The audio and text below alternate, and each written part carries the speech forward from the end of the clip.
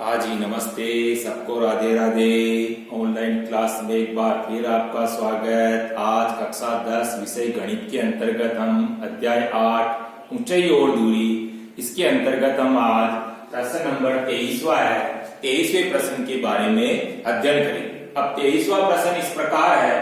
एक व्यक्ति एक जहाज के डेक जो पानी की सतह से 10 मीटर ऊंचा है पर खड़ा है। यदि वह पहाड़ी के शिखर का उन्नयन कोण 60 डिग्री तथा पहाड़ी के आधार का अवनमन कोण 30 डिग्री देखता हो तो जहाज से पहाड़ी की दूरी तथा पहाड़ी की ऊंचाई ज्ञात करो।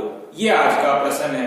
अब इस प्रश्न को हल करने से पहले सबसे पहला काम तो इस प्रश्नानुसार अपने को एक कच्चा डायग्राम बनाना, कच्चा चित्र बनाना, और कच्चा चित्र भी अपने को क्या नामांकित भी करना। ठीक है ना। कच्चा चित्र अपन सबसे पहले बनाएंगे और उसको नामांकित करेंगे। अब आप इस चित्र को देख रहे हैं, कच्चे चित्र को। इसके अंदर आप सबसे पहले इधर ए बी बना। ए बी क्या है? एक पानी का जहाज है, ठीक है, और एक जहाज का डेक, और ये क्या है कि पानी की सतह से 10 मीटर की ऊंचाई पर। ऊंचाई बराबर कितनी है? ए की पानी की सतह से 10 मीटर, ठीक है। दूसरा सीई। अब ये सीई इसके अंदर क्या है? एक पहाड़ी है, और इस पहाड़ी को हमने क्या है कैपिटल एस से प्रदर्शित किया, ठीक है। अब प्रश्न क्या कह रहा है अपने को? यदि वह पहाड़ी के शिखर का उन्नयन कोण 60 डिग्री यानी ए से पानी का जहाज और जहाज का क्या है कि डेक है, डेक है, ए बिंदु से अपन ने इसको प्रदर्शित किया, और ए से पहाड़ी के शिखर का उन्नयन कोण तो दिया हुआ है कितना? 60 डिग्री। ए से पहाड़ी का शिखर क्या है? ई है, और इसका उन्नयन कोण तो दिया हुआ कितना? 60 डिग्री। और ए से पहाड़ी के आधार का अवनमन कोण, आधार का अवनमन कोण कितना दिया हुआ है? 30 डिग्री दिया हुआ है, ठीक है। और अपने को क्या है? एक तो जहाज की पहाड़ी से दूरी ज्ञात करनी है, और दूसरा अपने को पहाड़ी की ऊंचाई बराबर ज्ञात करना, ठीक है ना। तो प्रश्न अपने को ज्ञात करना है, एक तो जहाज की पहाड़ी से दूरी और दूसरा पहाड़ी की ऊंचाई बराबर।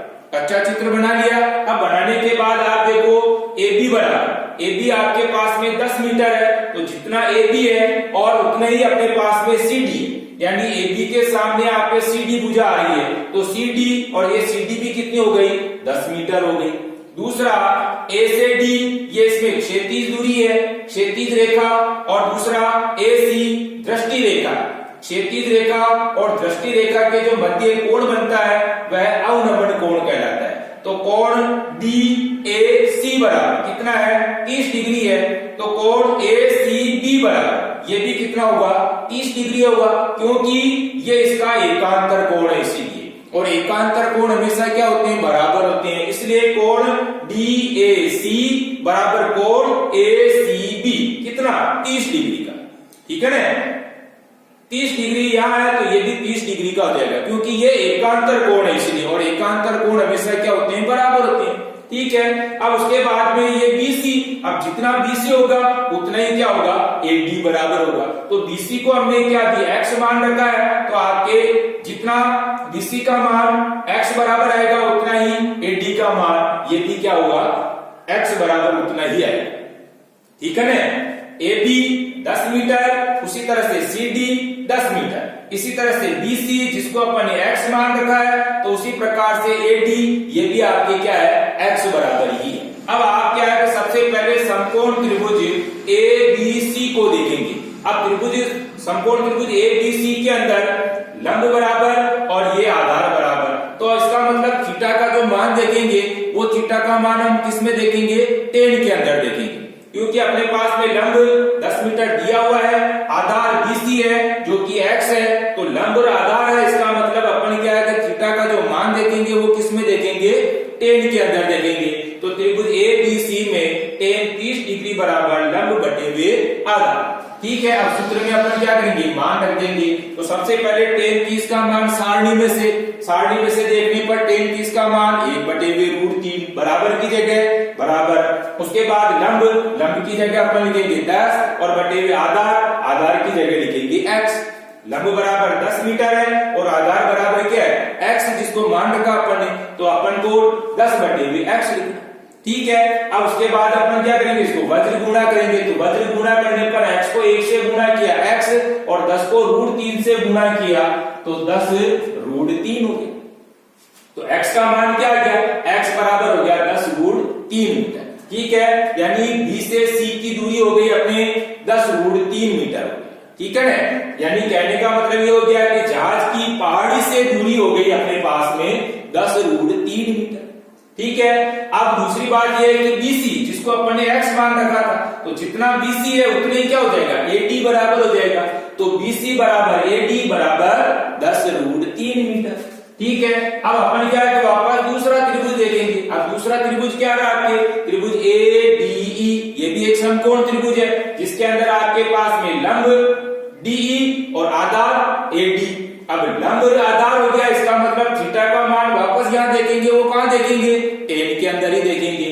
तो त्रिभुज ADE में टेन 60 डिग्री बराबर लंब बटे हुए आधार। ठीक है, अब टेन 60 का मान सारणी में से देखेंगे तो सारणी में से देखने पर कितना होता है, √3 होता है। तो टेन 60 की जगह हो गया √3, बराबर की जगह बराबर, लंब की जगह लंब आपके H1 मान रखा है इसको, तो हम लंब की जगह लिखेंगे H1 और आधार बराबर क्या है इसमें AD। ठीक है, तो बटे हुए अपन AD लिख देंगे। वापस √3 की जगह √3 वापस ऐसे कैसे बराबर H1 की जगह H1, लेकिन यहाँ AD है और AD बराबर कितना आया, 10 √3 आया। ठीक है ना, यानी BC बराबर AD, तो जितना AD है उतना ही BC है, तो कितना है 10 √3 है। तो हम क्या करेंगे, AD की जगह 10 √3 लिखेंगे। वापस क्या करेंगे, इसको वज्र गुणा करेंगे। तो वज्र गुणा किया, H1 को 1 से गुणा किया, H1 आ गया। इसी तरह से 10 √3 को √3 से गुणा किया, तो 10 को √3 को √3 से गुणा कर रहे तो एक जैसी रूट आ गई, इसलिए रूट हट गया, तो कितना रह गया, केवल 3 रह गया। अब 10 को अपन क्या करेंगे, 3 से गुणा करेंगे, तो 10 दिया 30 मीटर हो गया। ठीक है ना, अभी आप देखो 10 √3 है और ये केवल √3 है, तो √3 के आगे कुछ संख्या नहीं, इसका मतलब ये 1 है, यानी 1 को अपन 10 से गुणा करेंगे तो 10 ही आया।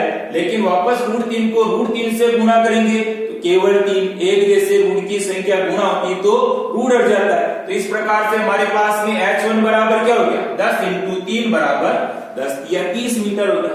तो H1 बराबर क्या हो गई, 30 मीटर हो गया। लेकिन अपने को क्या है कि पहाड़ी जिसको अपन ने कैपिटल H से लिखा हुआ है, तो पहाड़ी H बराबर क्या हो जाएगा, पहाड़ी H बराबर हो जाएगा H1 + CD।